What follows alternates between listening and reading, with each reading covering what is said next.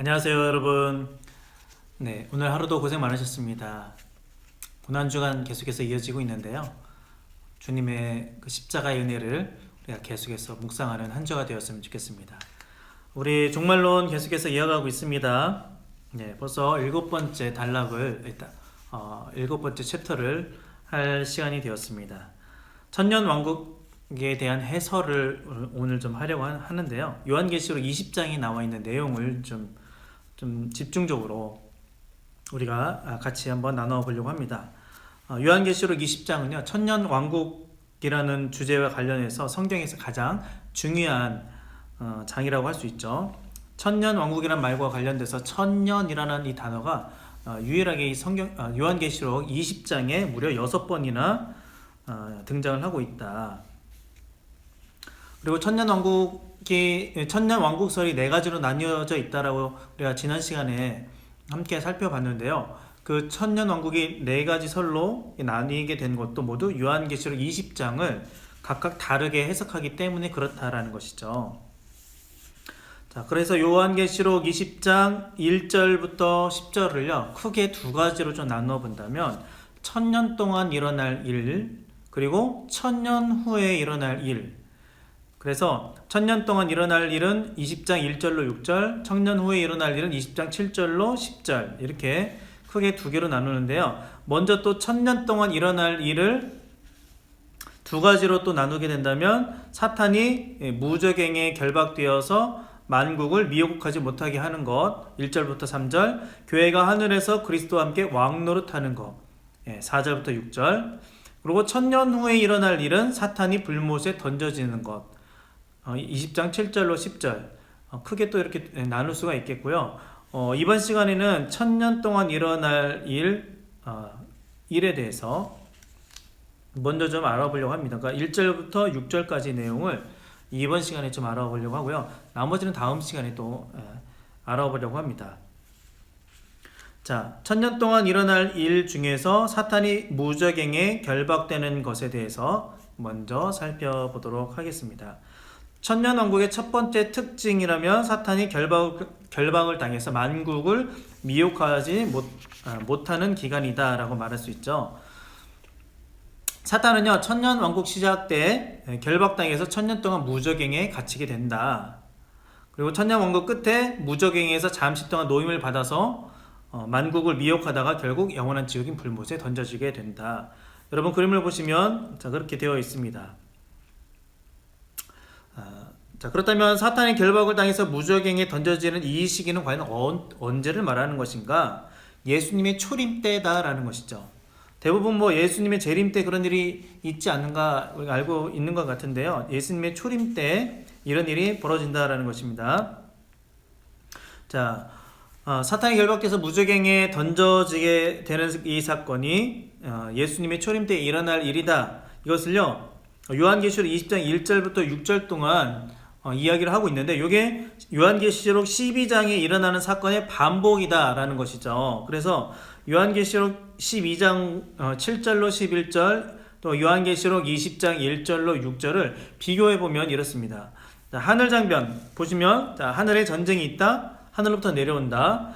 천사와 사탄의 전쟁을 보시면 미가엘 천사와 용의 싸움이다. 천사와 용의 싸움이다. 사탄의 내쫓김 보시면 그렇고요. 사탄인 용에 대한 묘사도 보시면, 자, 12장에서는 큰 용이 내쫓기니 옛뱀 마귀라고도 하고 사탄이라고도 하며 온천을 꿰는 자. 20장에서는요, 용을 잡으니 옛뱀이요 마귀요 사탄이라. 천년 동안 만국을 미혹하지 못하다가 천년 후 만국을 미혹한다. 사탄의 시간이 짧다. 자, 여섯 번째, 사탄의 패배로 인한 그리스도와 성도들의 나라는 어떠한가? 보시면 그렇게 되고요. 자, 일곱 번째, 자, 성도의 왕권에 대한 이유를 설명을 하고 있는데, 자, 12장에 보시면 성도들이 하나님 말씀에 대한 증언을 위해서 죽기까지 생명을 아끼지 않았고, 20장을 보시면, 자, 성도들이 하나님 말씀에 대한 증언으로 순교를 당하게 된다. 자, 이렇게 서로 좀 비교를 해볼 수 있을 것 같습니다. 자, 그래서 20장 1절로 3절에 보시면 천사가 하늘에서 내려와서 용을 결박하는, 그래서 이 용을 잡아서 무적행에 던지는 장면이 요한계시록 12장에서는요 미가엘 천사와 용의 싸움으로 나타나고 있다는 것이죠. 그래서 미가엘 천사가 결국에 승리해서 용을 땅으로 내쫓는 장면으로 묘사를 하고 있습니다. 그러니까 같은 사건인데 다른 방식으로 묘사를 하고 있다, 이렇게 이해를 하시면 될 것 같아요. 자, 그렇다면 미가엘 천사가 사탄을 이긴 사건은 언제 일어난 일이냐? 마찬가지로 예수님의 초림 때 일어난 일이다라는 것이죠. 미가엘 천사가 사탄을 이길 수 있었던 것은요, 예수 그리스도의 그 출생, 그리고 죽음, 부활, 승천과 관련이 있다라는 겁니다. 천사가 이길 수 있었던 것도.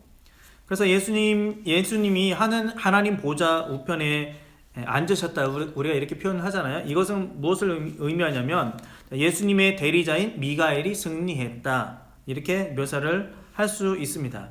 그리고 미가엘이 사탄에 대해서 승리했다, 이것은 뭐냐고, 예수님이 사탄에 대해서 승리했다, 우리가 이렇게 이해를 할 수 있다라는 것이죠. 자, 이렇게 예수님의 예수님의 탄생부터 승천까지의 이 모든 사건이 하나님 나라와 사탄 나라 사이의 영적인 전쟁에 있어서 아주 중요한 전환점이 되었다라는 것이죠. 우리가 이런 사실을요, 공관복음서에서 나타난 그 예수님의 귀신 축출 사건, 예수님의 그 비유를 통해서 더욱더 분명하게 알 수 있다라는 겁니다.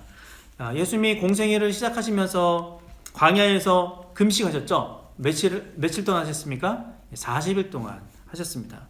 그리고 사탄의 시험을 받으시죠? 어떻게 이기셨죠? 말씀으로 이기셨죠? 그리고 공생애 동안에 수많은 귀신들을 내쫓으셨습니다. 대표적인 사건들만 이제 성경에 기록을 하고 있는데, 자, 우리가 이 귀신 축출 사건의 의미가 뭐냐면, 그 의미가 뭐냐? 하나님 나라가 이미 이 땅에 임했다라는 것을 증거하는 것이다. 예수님이 이렇게 말씀하셨어요. 자, 마태복음 12장 29절, 사람이 먼저 강한 자를 결박하지 않고서야 어떻게 그 강한 자의 집에 들어가 그 세간을 강탈하겠느냐? 결박한 후에야 그 집을 강탈하리라. 귀신 축출의 의미다, 이런 것이죠. 그러니까 예수님께서 강한 자인 그 사탄과 싸워 이겨서 사탄의 왕국에 사로잡혀 있는 사람들을 구하러 이 땅에 오셨다라는 것이죠. 예수님, 그러니까 결국에는 어떻게 됩니까? 사탄이 다 털립니다. 그러니까 예수님이 많은 귀신을 쫓아내셨다라는 건 뭐예요? 사탄의 집이 그만큼 다 털렸다라는 거예요. 이해가 되시죠? 자, 이렇게 하나님 나라는요, 사탄 나라와의 그 영적인 전쟁을 통해서 이루어진다. 이 전쟁이 끊임없이 이루어지고 있죠. 하나님 나라를 이 땅에 건설하는 것과 사탄의 나라를 넘어뜨리는 것, 이것은 서로 반비례 관계에 있다. 반비례. 사탄의 왕국이 점점 약해진다. 그러면 결국에 하나님 나라는 강성해진다라는 것이죠. 반면에 그러면 하나님 나라가 약해진다는 건 뭐예요? 사탄의 나라가 더욱더 강성해진다는 겁니다. 그렇기 때문에 하나님 나라의 승리가 반드시 필요하겠죠. 자, 예수님의 초림이 그래서 중요하다. 예수님의 이 초림으로 인해서 하나님 나라가 결정적으로 도래하게 되었다. 사탄은 치명타를 입게 되었다. 치명타, 복싱으로 치면은 정말 어퍼컷을 한번 얻어맞은 듯한 치명타를 입게 되었다라는 것이죠. 그래서 예수님의 탄생 사건이 굉장히 중요하다라는 것이죠. 탄생뿐만 아니라 예수님의 죽으심과 부활, 승천, 이 모든 사건이, 그러니까 예수 그리스도가 이 땅에 오신 이 사건이 그만큼 중요한 사건이라는 겁니다. 그래서 예수님의 탄생부터 승천으로 인한 그 사탄 나라에 대한 하나님의 승리를 어떻게 묘사하는가? 여러분 그림을 보시면, 요한계시록 12장에서는요 사탄을 하늘에서 땅으로 추방했다, 이렇게 표현을 하고 있고요. 요한계시록 20장에서는 천사가 사탄을 쇠사슬로 묶고 무저갱으로 던져 넣었다, 이렇게 묘사를 하고 있다라는 것이죠. 여러분, 이 두 사건이 각각 다른 사건이 아닙니다. 예수님의 초림 때에 예수님이 사탄에 대한 승리를 다른 방식으로 표현한 것이지 다른 사건이 아니다라는 것이죠. 사탄이 결박당해서 무저갱이 던져졌다.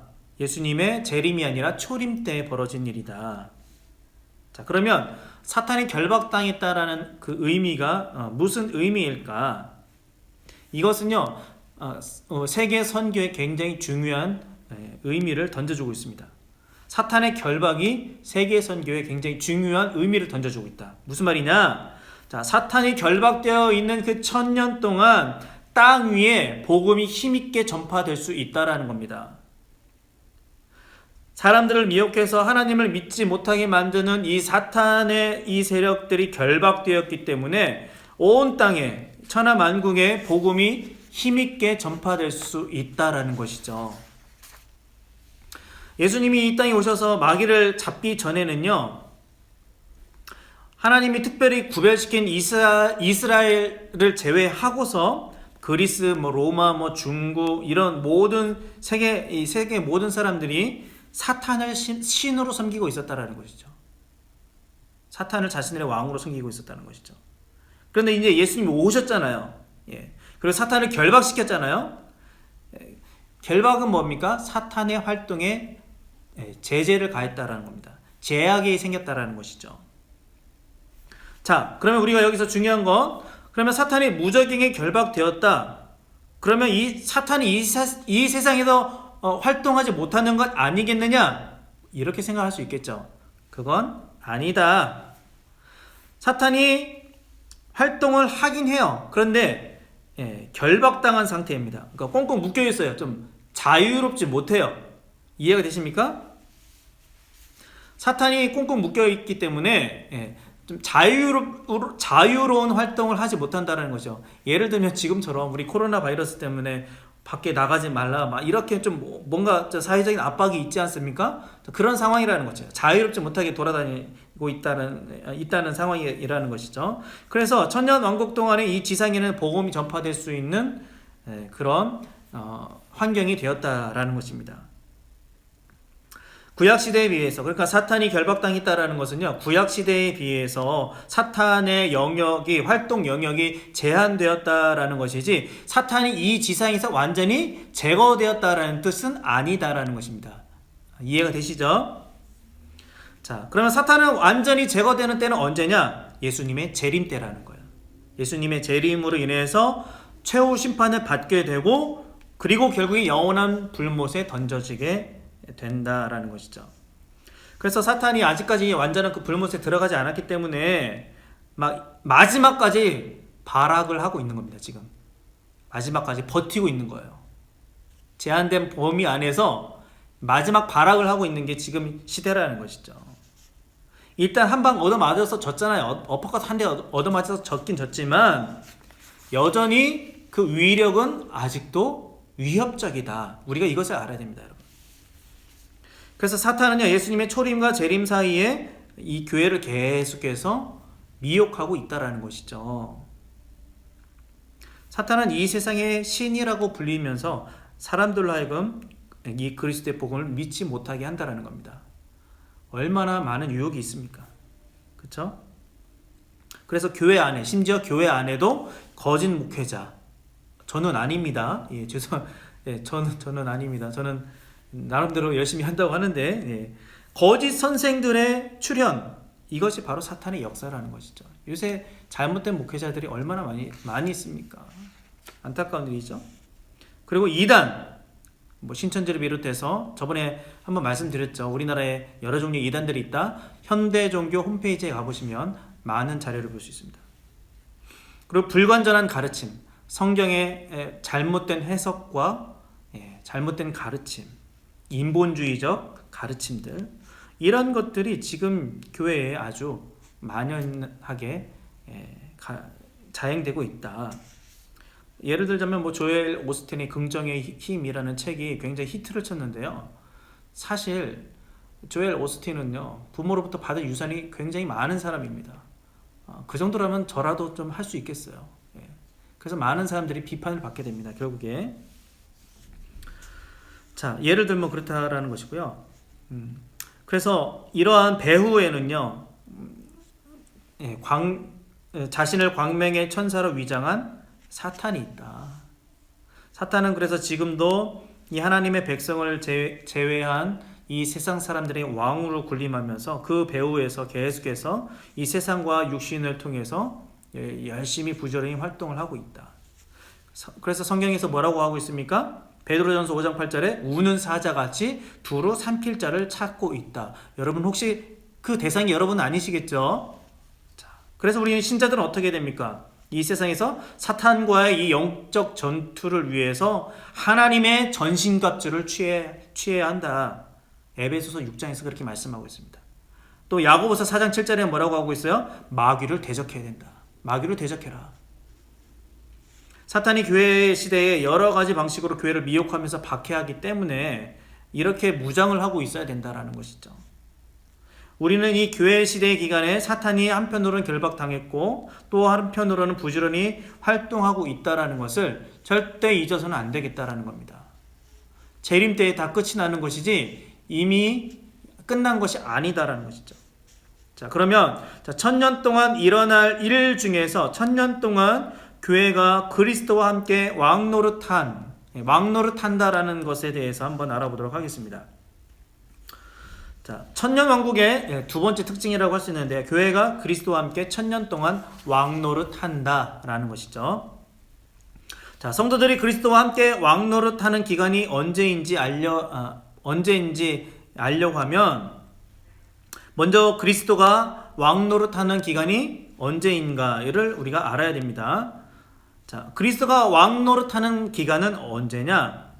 그리스도께서 하나님 보좌 우편에 취임하신 그때부터 재림하실 때까지의 기간을 말한다라는 것이죠. 그림을 보시면 부활 이후에 승천하셔서 하나님 보좌 우편에 앉으신 때부터 그리스도께서 하나님 나라의 원수를 완전히 정복하고 하나님 나라를 회복하는 때, 즉 재림의 때까지를 말한다. 그러면 재림 이후에는 통치하지 않으시는 건가요? 아닙니다. 그리스도께서는요, 재림 이후에도 여전히 통치하신다라는 것이죠. 그리스도께서는 재림 이후에도 마찬가지로 새 하늘과 새 땅에서 하나님 아버지와 함께 영원히 그 하나님 나라를 통치하신다라는 것입니다. 그런데 하지만 그리스도께서 하나님 보좌 우편에 주로 취임해서 모든 원수를 발 아래 둘 때까지 그리스도의 중보자로서의 왕노릇하는 그 기간은요, 아주 독특한 기간으로 간주된다. 자, 요한계시록 20장 4절로 6절 보시면, 그리스도께서 승천하셔서 하나님 보좌의 우편에 앉으신 그때부터 재림하실 때까지의 왕노릇하는 그 기간을요, 1000년이라고 부르고 있습니다. 그러니까 초림부터 재림 때까지가 1000년이라는 것이죠.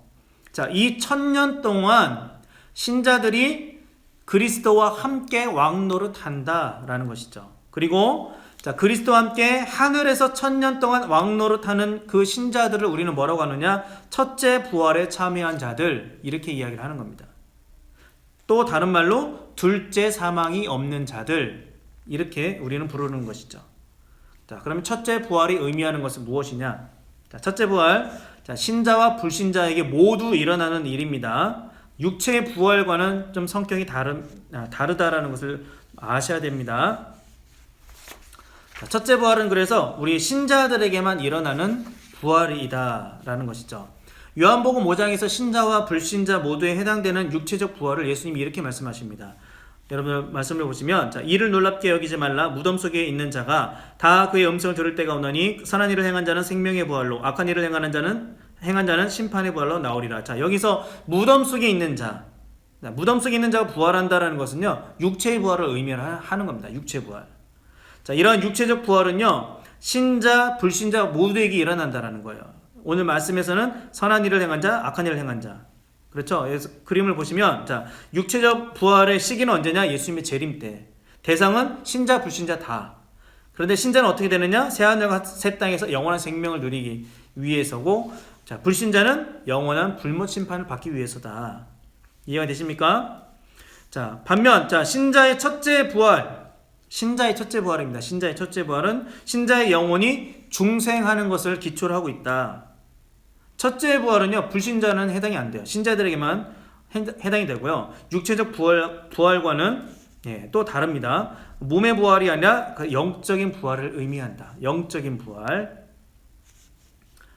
자, 그래서 신자의 영혼이 죽을 때에 그리스도께서는 지금 하나님 보좌 우편에서 통치하고 계시는 그 하늘 낙원에 들어가는 것을 말한다.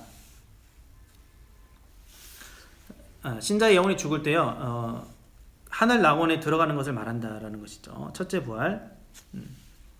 그래서 예수님이 첫째 부활을 이렇게 말씀하셨습니다. 누가복음 24장 43절인데요. 예수께서 이르시되 내가 진실로 내게 이르노니 오늘 내가 나와 함께 낙원에 있으리라. 이렇게 말씀하셨죠. 그래서 우리가 첫째 부활에 참여한 자들은 둘째 사망에 포함되지 않는다. 아까 말씀드렸죠. 자, 둘째 사망. 둘째 사망이란 뭐냐면 불신자들이 들어가서 영원히 고통받는 곳이 그런 곳이기 때문에 우리 신자들에게는 해당 사항이 없다라는 겁니다. 자, 그래서 첫째 부활과 둘째 사망을 좀 정리를 해보도록 하겠습니다. 자, 첫째 부활과 둘째 사망에 대한 언급은 명백하게 나오기는 하지만 대조적으로 둘째 부활과 첫째 사망이 있다라는 것을 전제를 하고 있다. 그림을 보시면 명백히 첫째 부활 언급되고 있어요. 둘째 사망도 명백히 언급되고 있어요. 그렇지만 첫째 사망은 둘째 사망으로부터 유추됐을 것이다. 둘째 부활은 첫째 부활로부터 유추되었을 것이다. 자, 첫째 부활은요, 신자들에게만, 둘째 사망은 불신자들에게만 있다. 반면 첫째 사망과 둘째 부활은 신자, 불신자 모두에게 일어난다. 여러분들 그림을 보시면 공통점, 신자, 불신자의 공통점, 첫째 사망은 다 있어요. 둘째 부활도 다 있어요. 근데 차이점은 뭐예요? 첫째 부활은 신자에게만 있고 둘째 사망, 영혼의 불못에 던져지는 둘째 사망은 불신자에게만 있다.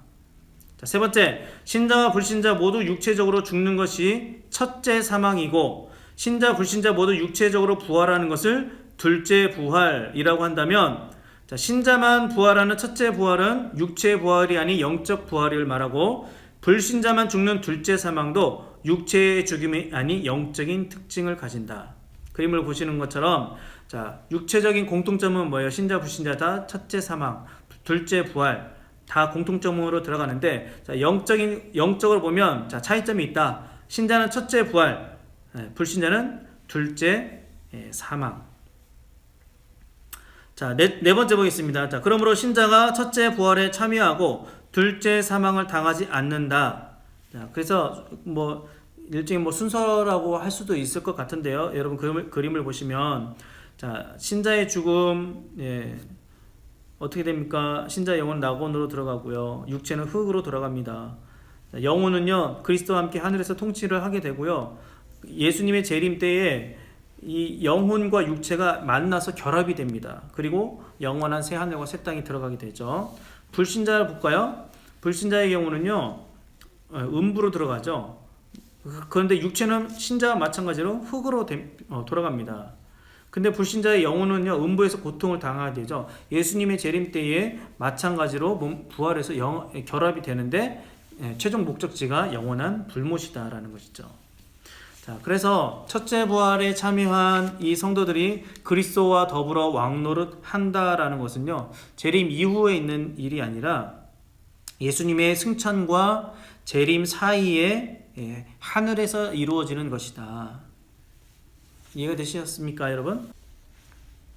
자, 그러면 사도 베드로와 사도 바울처럼 하나님의 말씀을 전하다가 순교하거나 또 이 세상과 타협하지 않고 자신의 믿음을 끝까지 지켰던 성도들은 지금 하늘에서 무엇을 하고 있을까? 그 사람들 모두 지금 하늘에서 그리스도와 함께 왕노릇 하고 있다. 그래서 우리가 이 중간 기간을 천년왕국이라고 부른다라는 것이죠. 그래서 지금까지 우리가 천년 동안 일어날 두 가지 일을 좀 살펴봤고요. 다음 시간에는요, 천년 후에 일어날 일, 즉 사탄이 불못에 던져지는 일에 대해서 나눠보도록 하겠습니다. 오늘도 끝까지 시청해 주셔서 감사하고요. 좀 어려운 내용일 수 있겠지만 조금이나마 유익한 시간이 되었으면 좋겠습니다. 감사합니다.